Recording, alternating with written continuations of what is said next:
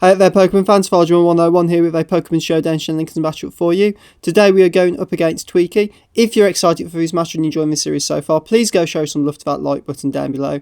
And after the match, if you want to leave any comments in the comment section, please do so. I will try to reply to all of them.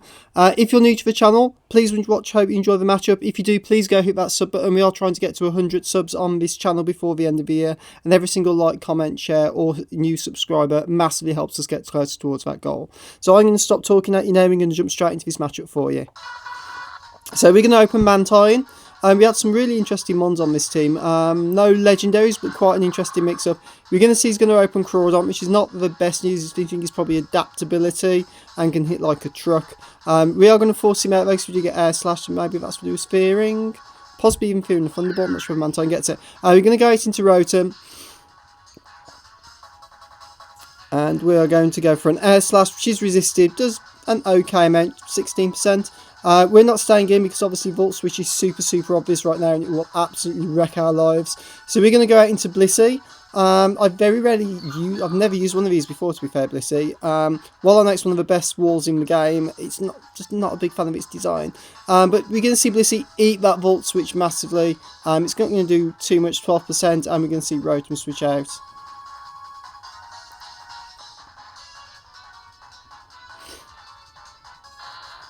And we can see Sandslash come through. So I'm predicting an EQ right here. So we're going to switch out this turn once we get a bit of lefty recovery. So there we go. So there's the switch. Predicting an EQ. We're going to go straight out to our Gengar, who is immune. But he does actually manage to predict that, and he goes straight up for a Swords Dance, which is not great news for us, as Sandslash can be a bit of a monster.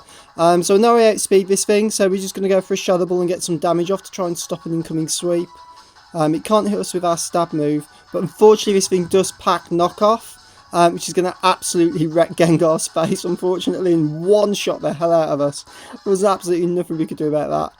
I kind of probably should have figured it got, but we got some damage off on it, which is half a ball. It's down to 47%. Unfortunately, we lose Gengar, who's a super monk, coming really clutch towards the end of this game. We're going to see Leftovers going to put it up to just above 50%, so nothing too crazy there, but it is still at +2 attack. We're going to get into Glalie. Now, this is a Mega Glalie. I do forget to click Mega Evolve, because I'm a bit of a moron. But we do get an Ice Beam off that. He's going to one-shot that Sandslash. Freeze Dry, sorry, not Ice Beam, it's the animation on this. So that is going to drop the Sandslash for us. Which is good news. That means it's going to stop that sweep in its tracks. We're going to see Luxray come out. Now, we do pack Earthquake on this thing, so we're going to stay in a Mega Evolve. I was a bit worried it might have Fire Fang, but I figured, you know what, let's just give it a go. So we're going to remember to Mega Evolve this time, which is nice, and we're going to get a nice EQ off, which does over 50%, which is over 55%, which is brilliant. So this thing's definitely 2-hit KO range. We're going to see Ice Fang. Not quite sure. Maybe he has got Fire Fang and he misclicked. Possibly. We're going to see it's going to get its Guts boost from its Toxic Orb, but we're not going to play any games here. We're not going to make any rash predictions. We're just going to straight up EQ again and drop the hell out of this thing. So thankfully Luxray is going to go down. So we're not in a bad position at all right now. It's 1, 2, 3, 4v, 1, 2, 3, 4, 5. So we're on 5v4. We're going to see Rotom come through. Now Freeze Dry should do a hell of a lot to this. It's super effective on water types. And we can see it's just going to miss picking up the KO. So Mega Glalie here really putting in some work for us. You can see Hydro Pump. He does miss, unfortunately. So sorry, dude. There's a bit of bad luck there, because that would have done a butt ton of damage if that would have hit. We're just going to straight up Freeze Dry again and kill this Rotom though. So that's one of his walls down, which is great news for us. It's why I always pack Scald over Hydro Pump, because whenever you need it to hit, you can guarantee it's going to miss. We're going to see this thing come out. Now, those that have watched my least favourite Pokemon channel know how much I hate this. And it's pretty predictable what's coming right now. So we're going to get, we do outspeed, so we do get a Freeze Dry off, which is nice. It's going to drop it to 50%. However, we are going to typically see the usual Togekiss tricks coming in here. So we're going to see a nice Paralyze come off for him, which is, you know, shock. And then obviously all he's going to do now is go straight for Air Slashes. We could have predicted some of this and switched out, but I really didn't want anything else getting T-raved at this point. Glalie put in a lot of work, and I just wanted to get this thing dead. So I was hoping for a breakthrough. So we're going to see Air Slash is going to do 52%, and wouldn't you know it, he gets the flinch. And so we're just going to try again to break through this turn. All the time he's getting his lefty recoveries as well, which is a bit frustrating. We're going to see another air slash come through, and wouldn't you know it, he gets for flinch yet again. So getting a little bit frustrated myself right now. We've actually played quite well to this point, made some good plays, and to just get power flinched, lose them on just through this sort of tactic is really, really frustrating. Sorry guys, if you think it's fair, it is a fair tactic to be fair, but to be on the receiving end is massively, massively frustrating.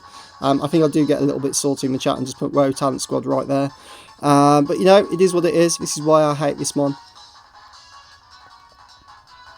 So at the moment I'm just thinking, well, you know, I'm probably going to get my entire team power flinched to death right now, but I've got a Metagross with Thunder Punch, so my best bet is to go out into it, get paralysed, which is inevitably going to happen, and get a Thunder Punch off, and hope to God we can break through this flinch set. So Metagross is going to get paralysed, but thankfully as we see that Thunder Punch connected, it just misses picking up the KO. It lives on 1%. I mean, come on, how unlucky can you get, really? So we just need to break through one more time. Come on, Metagross, you can do it. Come on, Metagross. Let's not get lose 2 monster power flinch. We're going to drop to 18%. It's not going to do too much, so we can take a few of these, so we've got more chances of just punching this thing's face in. The Metagross is having none of it. Breaks through for us, which is brilliant news, and KOs this blooming Togekiss. Drop that blooming annoying fairy. Gone. Job done. So great news for us. Thankfully, Metagross are coming through for us. We're going to see Crawdont come through. Knockoff is super obvious, but honestly, looking at what he got left in his team right now, I mean, I don't know what that last thing is, but Metagross Paralyze isn't going to do too much of us with the speed and the chance to power. So I didn't want to swap anything into it. And we were choice banded anyway, so Metagross is going to drop down. This enables us then to go straight out into Shedinja. Now, the reason why they ain't into this thing was we can take one hit, but this thing's got Will-O-Wisp, so I really wanted to get some residual and nerf this thing's attack as much as possible. And so adaptability is a bit of a nightmare to deal with. So we're going to get hit. It takes us down to focus. Sasha Vote still shows 100% off because we have 1 hit point. Just don't look in the hole in its back, guys. It will steal your soul. So try not to look there while we're in this matchup. You're going to see Burn come off on Crawdont. It's going to drop it down to 88% health, which is nice to get that little bit residual. Obviously, Shedinja's going down this turn, but that was pretty much the whole reason bringing it in. I was kind of half sacking it off, half wanting to get a Will-O-Wisp bomb, which we have managed. So this thing's attack's a little bit nerfed now. We're going to go straight now back out into Mantine. Because depending on what his last mon is, which we haven't seen, this thing pretty much wins us the game at this point.